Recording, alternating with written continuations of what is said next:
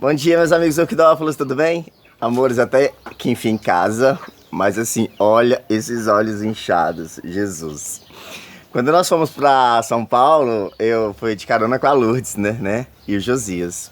Então nós saímos daqui depois do almoço, viajamos o dia inteiro, viajamos a noite inteira, paramos por 1 ou 2 horas, tiramos um cochilo e descemos o cacete de novo e chegamos em São Paulo lá para 7h30 da manhã. Quer dizer, não teve uma noite muito boa dormida. Aí eu fui para casa da Márcia Morimoto, né, do Orquidário Colibri Orquídeas. E lá, graças a Deus, eu descansei, fiz uns vídeos e dormi. E na volta foi a mesma coisa, só que bem pior, porque nós não paramos, viemos direto, aquela correria. E era para eu ficar dormindo mais um pouco, mas eu não consigo ficar na cama. Então, vamos lá. Amores, beijo para o Luiz Rodrigues, da Argentina, beijo. Fátima, tá bom? Super beijo. Mais quem? Mais alguém? Acabou? Só vocês dois? Tá ótimo. Olha só, publicaram uma foto de uma gôngora florida, um cachepô maravilhoso e tal. E aí uma senhora perguntou lá, debaixo da foto, me ensina qual adubo que você usou. Não tenho essa ilusão que o adubo vai fazer a sua orquídea florescer magnificamente. Porque tem pessoas que cultivam orquídeas, né? E usam adubo. E às vezes elas não florescem com grande esplendor. O que acontece é que algumas orquídeas, naturalmente, têm uma rica floração. Certo? Igual, por exemplo, o cataceto produz cachos, né? E, por exemplo, eu tô com um cataceto lancífero que eu já vendi no kit, que ele tá com cacho aberto, tá com cacho na metade do caminho e tá brotando outro cacho. As gôngoras, elas produzem muitas hastes florais. E por produzir uma haste floral longa e com muitos botões, vão gerar muitas flores. A minha gôngora bufone aqui, eu não preciso adubá-la, porque ela floresce normalmente. O fator principal para a floração é a luminosidade, mas os adubos dão um up na floração. Isso vocês podem perceber que orquidários profissionais sempre têm plantas com lindas florações, porque tudo é regulado, temperatura, umidade, luminosidade e adubação, né? A umidade, no caso, eu estou falando as regas, né? Então, quanto mais equilíbrio você proporcionar para sua orquídea, mais naturalmente ela vai florescer melhor, mais saudável, como se estivesse na natureza, tá bom?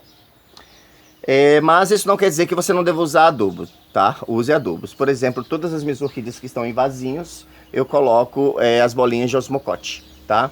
As orquídeas que estão em cascas, tocos, placas de madeira, eu faço a trouxinha com a meia fina ou uso essa paradinha aqui, que você encontra no mundo NPK. Você coloca o osmocote e sai pingando, tá vendo? Então a adubação é importante, não é que quando parece que quando eu coloco a situação, parece que a adubação, parece que eu quero dizer que a adubação não é importante. A adubação é muito importante, mas o fator principal é o grau de luminosidade que sua planta recebe. No entanto, existem orquídeas que são mais de sombreamento. A gôngora, por exemplo, é uma planta que não suporta muito sol, porque as folhas são delicadas, então tem que tomar cuidado. Gomesa não pode pegar muita luminosidade, tá? Várias espécies de maxilária, as micros. Falando em micro, gente, eu ganhei essa paradinha aqui, estou completamente apaixonado. Olha essa fofura. Depois que eu realmente mexi no meu cantinho das micros, né, na parte das micros, que eu já tinha um sombrite de 50%, eu joguei outro sombrite de 70% por cima, num cantinho, para ficar mais sombreado. As plantas começaram a dar uma reação positiva com relação ao desenvolvimento e floração. No caso, as micro-orquídeas, que precisa de um cantinho mais fresco, mais agradável, que mesmo fazendo um calor infernal, aquele cantinho ele está mais agradável para as micro-orquídeas. E como são micros, são plantas praticamente de sombra e florescem porque elas não precisam exatamente da luminosidade do sol. Elas precisam da luminosidade, mas elas não precisam da intensidade da luminosidade do sol, como as encíclias e catleia e outras plantas que precisam, tá bom? Zigotastes aleniana. Foi meu amado Diego que me deu, aqui de Governador Valadares. Ele ama micros, orquídeas e cultiva. Um tempo atrás eu havia falado que uma amiga havia me mandado uns pedaços de madeira que parece cortiça, né? Aquele material que é usado para fazer rolha em vinho, né?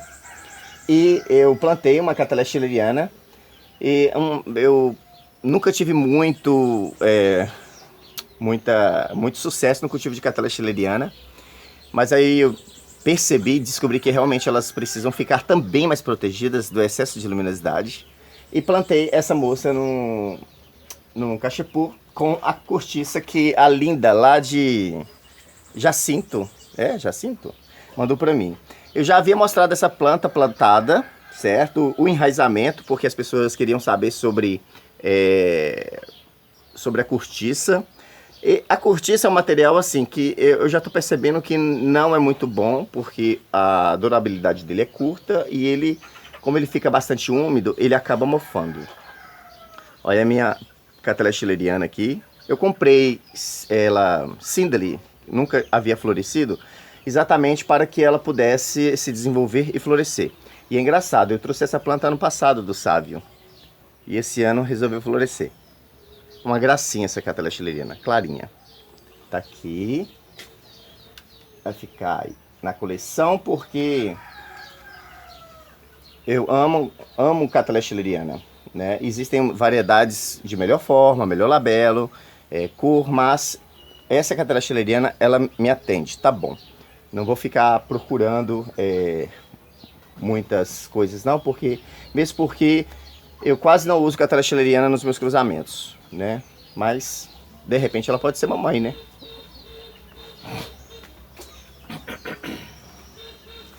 Eu mostrei no orquidário da Colibri Orquídeas, da Marcia Morimoto, né, esses dias atrás aí, a estufa de plantas especiais, que são selecionadas para fazer o cruzamento, né, e gerar cápsulas, sementes de futuras plantas. Então a Márcia, ela sempre tem o cuidado de usar plantas selecionadas, ela sempre faz o lote, né, essas são top das galáxias. E entre elas ela faz o cruzamento para que os futuros descendentes desses cruzamentos também possam ter coloração magnífica, forma magnífica e etc. Eu vou usar a Cattleya forbesi como exemplo. Essa Cattleya forbesi é uma Cattleya forbesi comum. Por que essa Cattleya forbesi está na minha coleção? Porque eu amo Cattleya forbesi. E a Cattleya forbesi, como a Cattleya herizonia, a Cattleya cland, muitas outras Cattleya, tem as pétalas e sépalas estreitas. É natural dela. Não adianta você achar que a planta vai ter uma forma boa no sentido de pétalas e sépalas largas, porque naturalmente essa planta ela é assim mesmo. Isso era bem comum com a Cattleya intermédia também, mas hoje em dia, através de cruzamentos, né, as pessoas estão chegando que a Cattleya intermédia se torne tão boa como naturalmente a Cattleya lodigese é, certo? Mas muitas pessoas acham que misturam Cattleya lodigese nas Cattleya intermédia para melhorá-las geneticamente, né, em termos de forma. Porque a Cattleya lodigese é uma Cattleya que na natureza é possível achar ela com uma boa forma. Aí, né, aí você seleciona, por exemplo, no seu orquidário, se você tem duas Cattleya lodigese de boa forma, você cruza as duas, provavelmente as próximas virão também com uma boa forma, tá? Acontece muito também na Cattleya nobilio, variedade Amali. A Cattleya nobilio também, variedade Amali, costuma ter exemplares de pétalas e sépalas largas com uma formação muito bonita. E o melhoramento genético ele é feito simplesmente através de cruzamento. Você pega uma planta boa, com características boas, cruza com outra planta boa, para que os seus descendentes tenham bons resultados.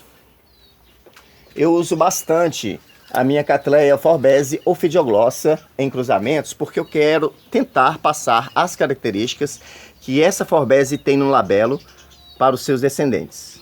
Então eu amo essa Cattleya forbesi, é a minha preferida. Claro que existem dezenas de Cattleya forbesi sensacionais aí por aí, mas essa daqui é o meu xodó, é uma paixão, ok?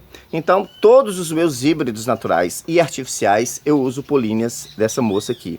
Inclusive, já está na hora de recolher as políneas, para que eu possa usar nos cruzamentos.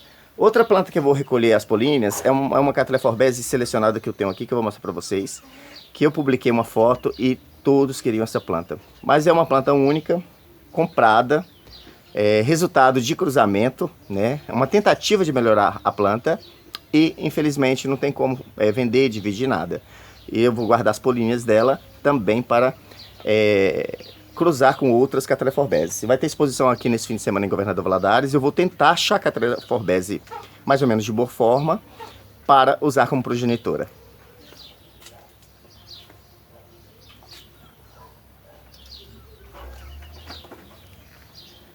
Então, essa Cattleya forbese é selecta com albina, planta da BV Orchids. Uma flor saiu danificada, que é essa daqui desse lado, e essa daqui, olha as pétalas e sépalas dessa Cattleya forbese.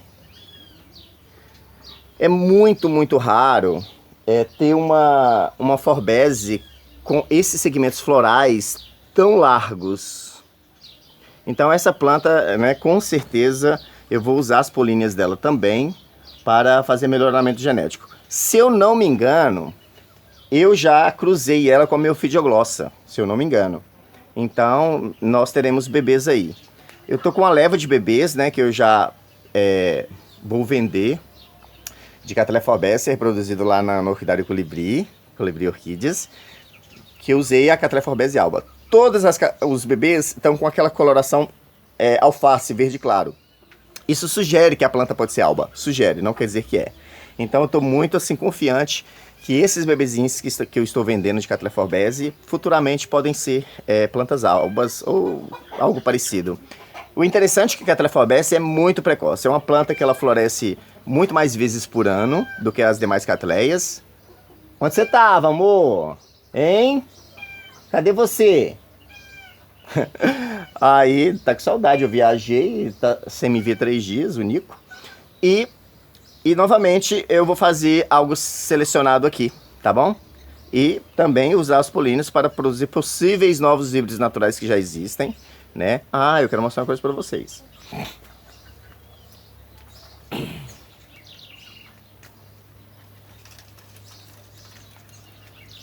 No vídeo passado, recente, eu havia mostrado a minha Cattleya venosa. Olha que coisa sensacional, gente. Esse é um híbrido natural de Cattleya herizonia com Cattleya forbese.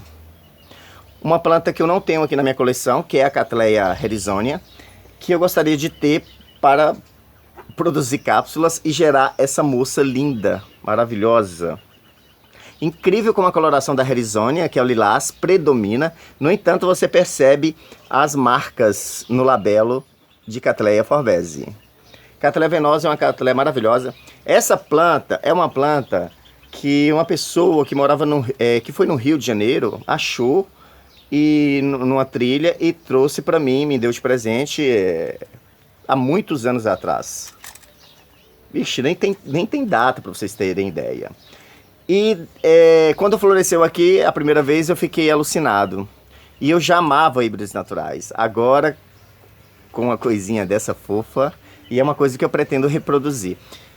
Tentar reproduzir novamente, tá bom? Pronto. Amores, o lance mesmo era falar sobre como que se tenta fazer melhoramento genético, usando plantas selecionadas, plantas de boa forma, tá? Um último detalhe é o seguinte, por exemplo, você quer gerar algum híbrido e você tem que ter mais ou menos uma noção se as características das plantas vão se combinar.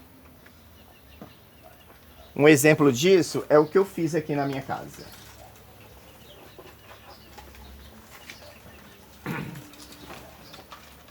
Ui, não, por favor. Essa planta está sendo reproduzida e vendida no Sávio Calimã, que é Encíclia alata com Encíclia oncidióide. Encíclia alata com Encíclia randi alba. Gente, olha que coisa maravilhosa. Eu já mostrei essa planta para vocês. começando a chover, vou falar rapidinho. Então, o que que acontece? O que que eu coloquei aqui nessa planta, que já é um híbrido, Encyclosidioides? Por quê? A Encyclosidioides tem mais ou menos essa coloração. Essa coloração amarelada para o pardo. A Encyclosidioides tem o labelo riscado também. Então, vai fazer um bom casamento os futuros híbridos desse cruzamento, que no ano que vem com certeza vou mandar cápsula e nós teremos coisas novas por aí.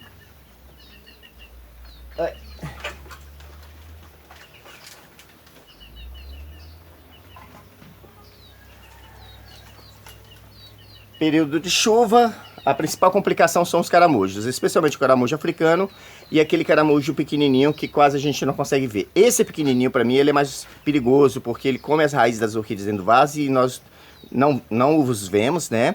Então,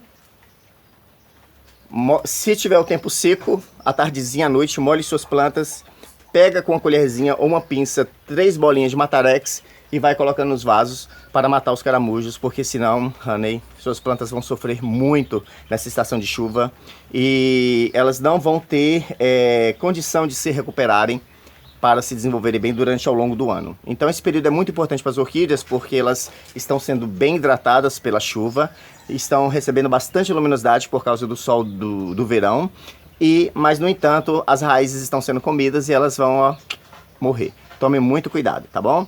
Super beijo. Qualquer coisa é só perguntar. Tchau, tchau.